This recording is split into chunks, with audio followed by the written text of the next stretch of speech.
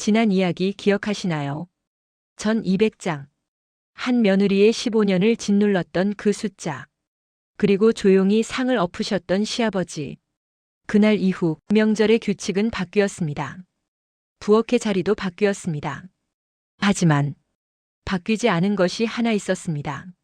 15년 동안 아내 옆에 서지 못했던 남편. 한 번도 입을 열지 않았던 그 사람. 시아버지가 대신 말해주었을 때도 고개만 숙이고 있던 그 사람이 이번 명절 결국 입을 열었습니다. 그 한마디가 이 가족을 다시 한번 뒤흔듭니다. 이 편 지금 시작합니다. 다시 설이 돌아왔다. 세 번째 설이었다. 시아버지가 상을 엎은 그 해를 포함하면 규칙이 바뀐 지 두 번째 맞는 명절이었다. 부엌에서는 기름 소리가 지글거렸다. 큰 시누이가 앞치마를 두르고 전을 부치고 있었고 작은 시누이는 나무를 묻히고 있었다. 작년보다는 손놀림이 나아져 있었다. 전이 타는 횟수도 줄었고 기름 앞에서 고개를 돌리는 일도 적어졌다. 사람은 결국 익숙해지는 것이다. 15년이 걸린 사람도 있고 1년이 걸린 사람도 있을 뿐. 정아는 거실에 앉아 있었다. 올해도 거실이었다. 손에는 따뜻한 찻잔이 들려 있었고 등은 소파에 기대어 있었다. 시아버지는 맞은편에서 아무 말 없이 텔레비전을 보고 계셨다.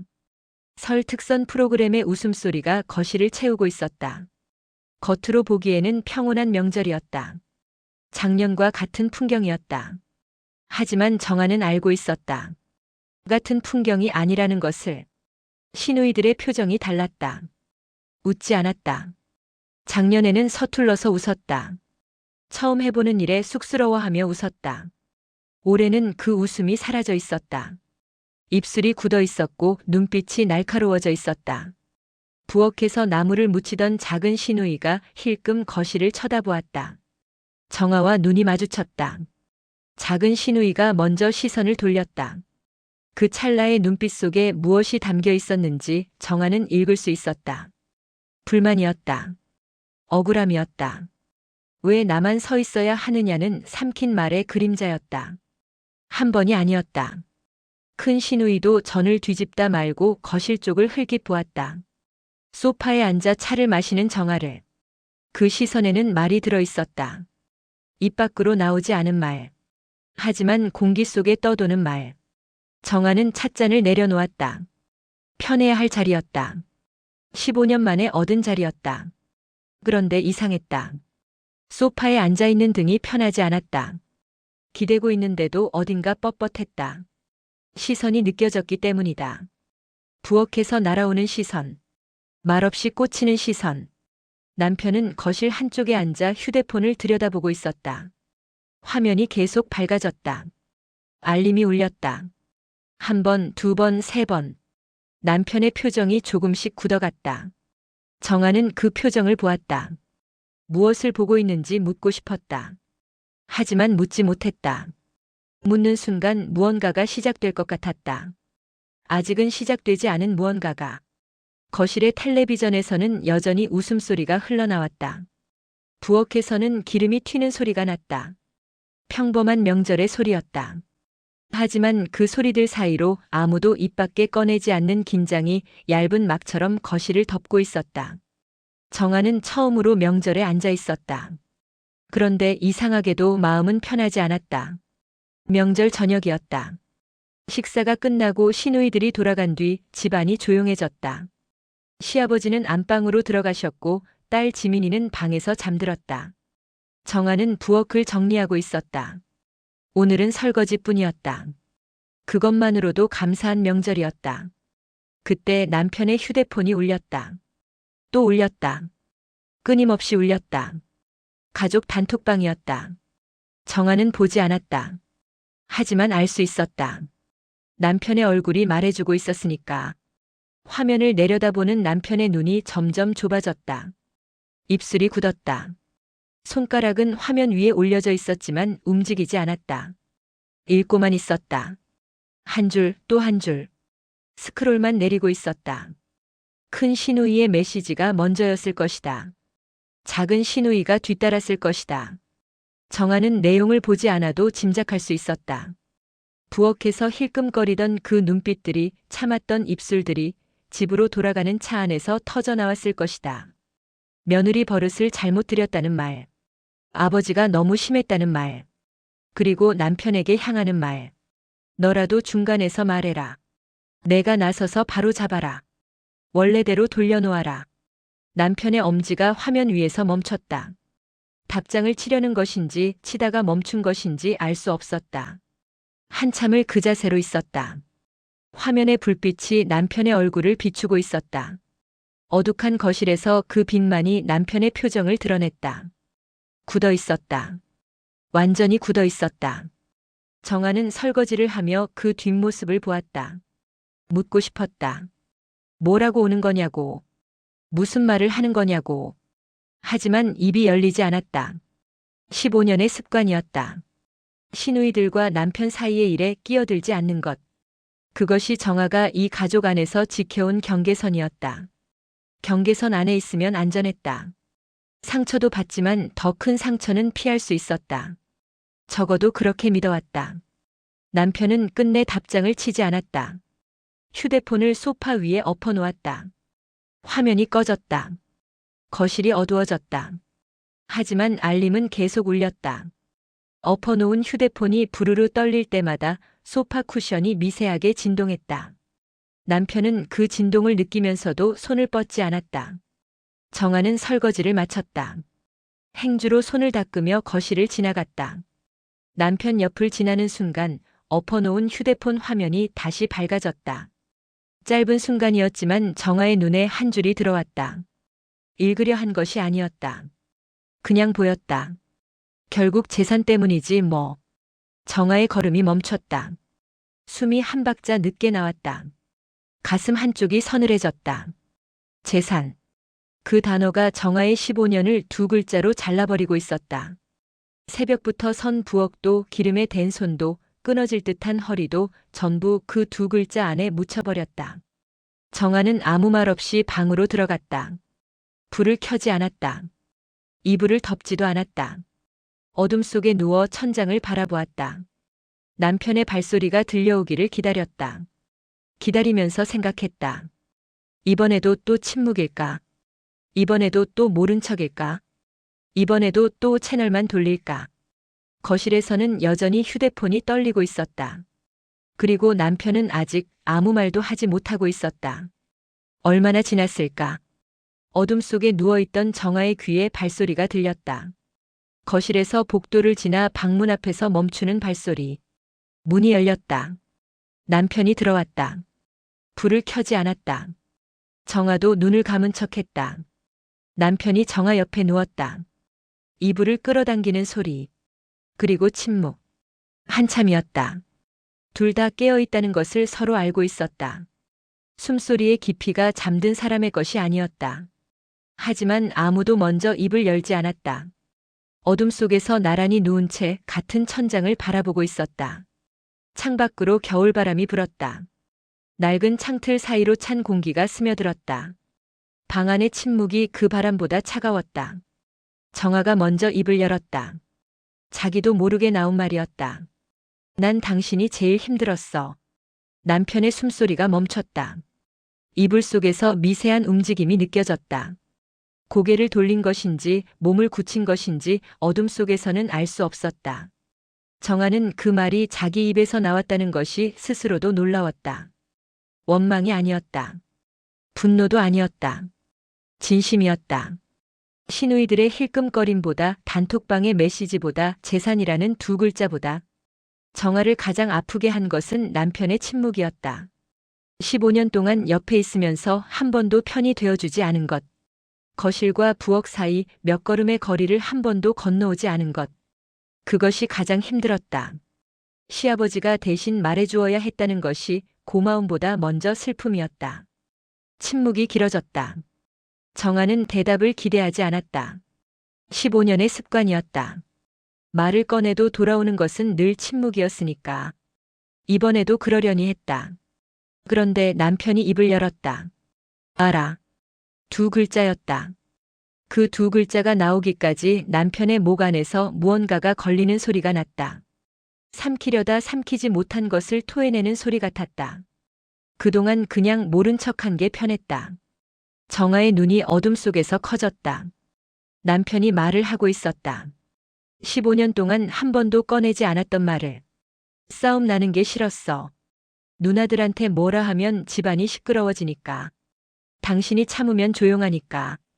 그게 편했어. 정아는 숨을 쉬지 못했다.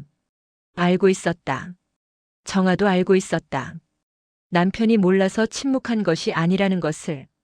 알면서 침묵한 것이라는 것을. 하지만 그 사실을 본인의 입으로 듣는 것은 전혀 다른 무게였다.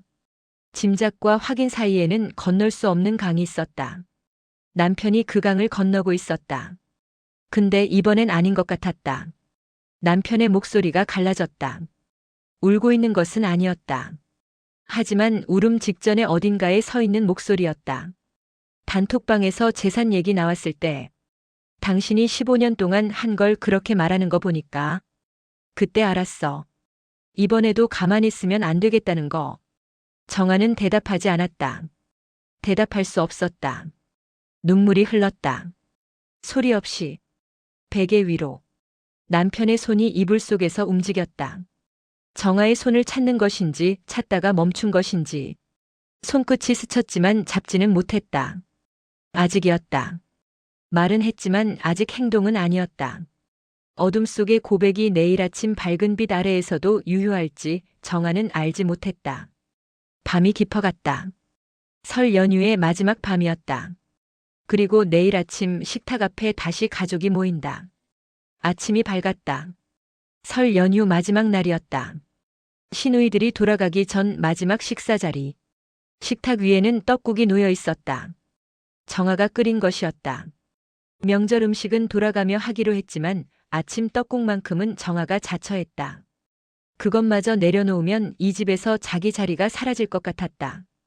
버릇이었다. 15년이 만든 버릇. 가족이 둘러앉았다.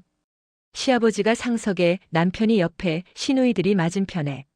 딸 지민이는 정아 곁에 앉았다. 숟가락이 움직이기 시작했다. 떡국을 뜨는 소리, 젓가락이 부딪히는 소리. 평범한 아침 식사의 소리였다. 큰 시누이가 떡국을 몇 숟가락 뜨더니 말했다. 누구에게라고 할 것 없이 식탁 위에 툭 던지듯. 좋겠다. 이제 재산도 다 받고. 숟가락 소리가 멈췄다. 한꺼번에. 작은 시누이가 고개를 숙인 채 국물만 들여다보았다. 시아버지의 숟가락이 그릇 위에서 멈춰 있었다. 정아의 손이 무릎 위에서 움켜쥐어졌다. 재산. 어젯밤 엎어놓은 휴대폰 화면에서 보았던 그 두 글자가 식탁 위로 올라온 것이었다. 단톡방 안에서만 떠돌던 말이 드디어 소리가 되어 터져나왔다. 정아는 입을 열지 않았다. 열 수 없었다. 이 자리에서 정아가 한마디라도 하면 그것은 변명이 되고 변명은 곧 약점이 되니까.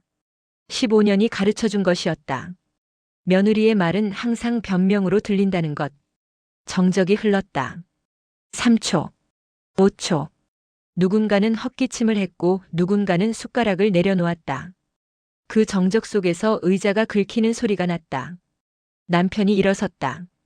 정아는 숨을 멈췄다. 시누이들이 고개를 들었다. 시아버지의 시선이 아들에게 향했다. 남편은 서 있었다. 식탁 앞에 두 손을 내린 채로 얼굴이 굳어 있었다. 어젯밤 어둠 속에서 갈라지던 그 목소리의 주인이 아침빛 아래 서 있었다. 그 말 여기서 하지 마세요. 낮은 목소리였다. 떨리지 않았다. 큰 시누이의 눈이 커졌다. 남동생의 입에서 그런 말이 나올 줄 예상하지 못한 얼굴이었다. 15년 동안 한 번도 나오지 않았던 말이니까. 남편이 말을 이었다. 15년 동안 명절 음식 누가 했는지 다 압니다. 새벽부터 일어나서 전 200장 붙이고 기름에 대고 허리 나가도 한마디 못하고 그거 다 알면서 모른 척한 사람이 접니다. 거실에 시계 소리가 들릴 만큼 조용했다. 남편의 목소리만이 식탁 위를 채우고 있었다. 앞으로 이런 말 계속하시면 저도 가만히 있지 않겠습니다. 큰 시누이의 입이 벌어졌다가 다물어졌다. 작은 시누이는 고개를 돌렸다. 아무도 반박하지 못했다. 며느리가 아닌 아들의 입에서 나온 말이었기 때문이다. 딸들이 무시할 수 있는 며느리의 항변이 아니라 같은 피를 나눈 남동생의 선언이었다.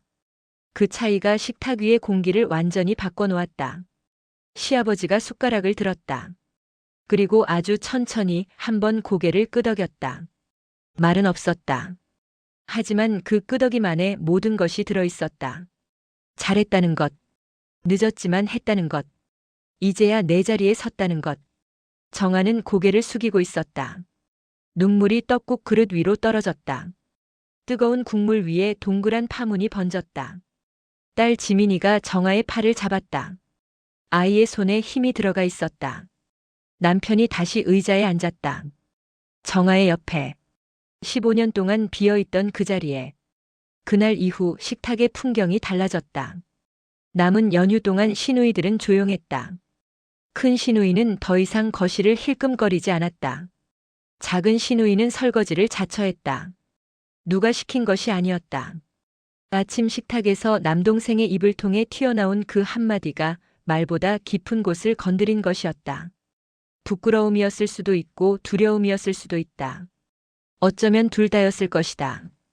돌아가는 날 아침 큰 시누이가 현관에서 신발을 신다 말고 멈췄다. 정아를 보았다. 무언가를 말하려는 듯 입술이 움직였다. 하지만 끝내 소리는 나오지 않았다. 고개만 한번 까딱하고 문을 나섰다. 그것이 큰 시누이가 할 수 있는 최대치였을 것이다. 정아는 그 뒷모습을 보며 아무것도 기대하지 않았다. 사과를 바란 적은 없었다. 다만 멈추기를 바랐다. 그리고 오늘 멈춘 것처럼 보였다.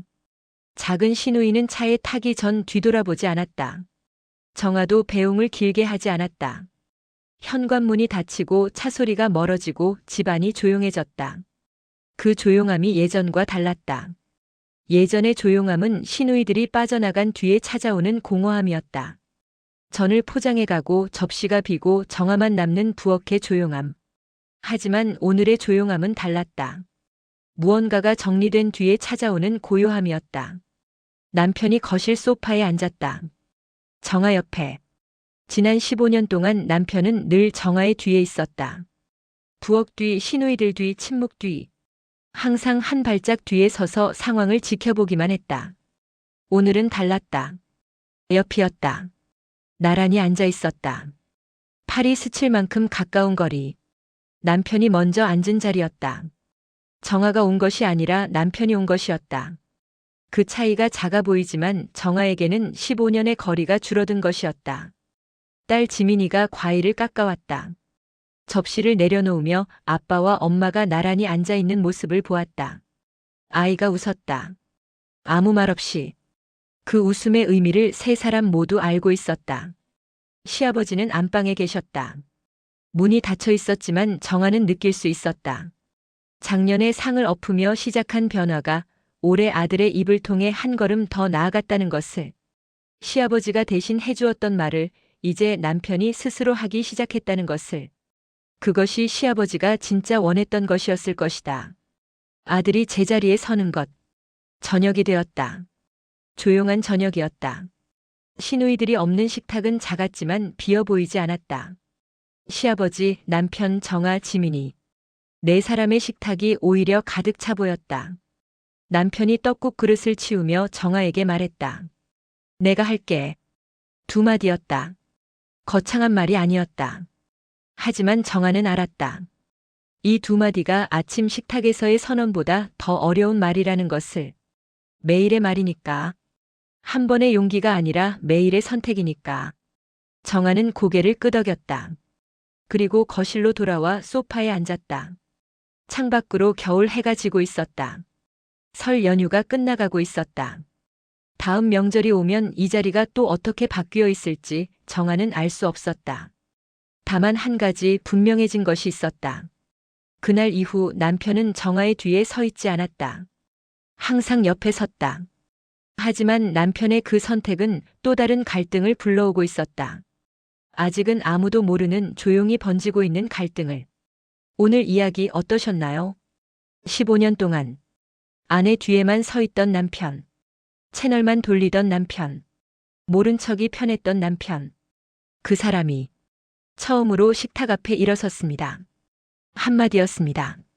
하지만 그 한마디가 나오기까지 15년이 걸렸습니다. 용기란 거창한 것이 아닐지도 모릅니다. 식탁 앞에서 일어서는 것, 아내 옆에 앉는 것, 설거지 그릇을 대신 드는 것, 그런 작은 선택이 한 사람의 15년을 위로하기도 합니다. 혹시 지금 옆에 있으면서도 뒤에만 서 있었던 순간이 떠오르셨다면 오늘이 그 한 걸음을 내딛는 날이 되셨으면 좋겠습니다. 이 이야기가 마음에 닿으셨다면 좋아요 한번 눌러주시고 아직 구독 전이시라면 구독도 함께 부탁드립니다. 다음 이야기에서 또 뵙겠습니다.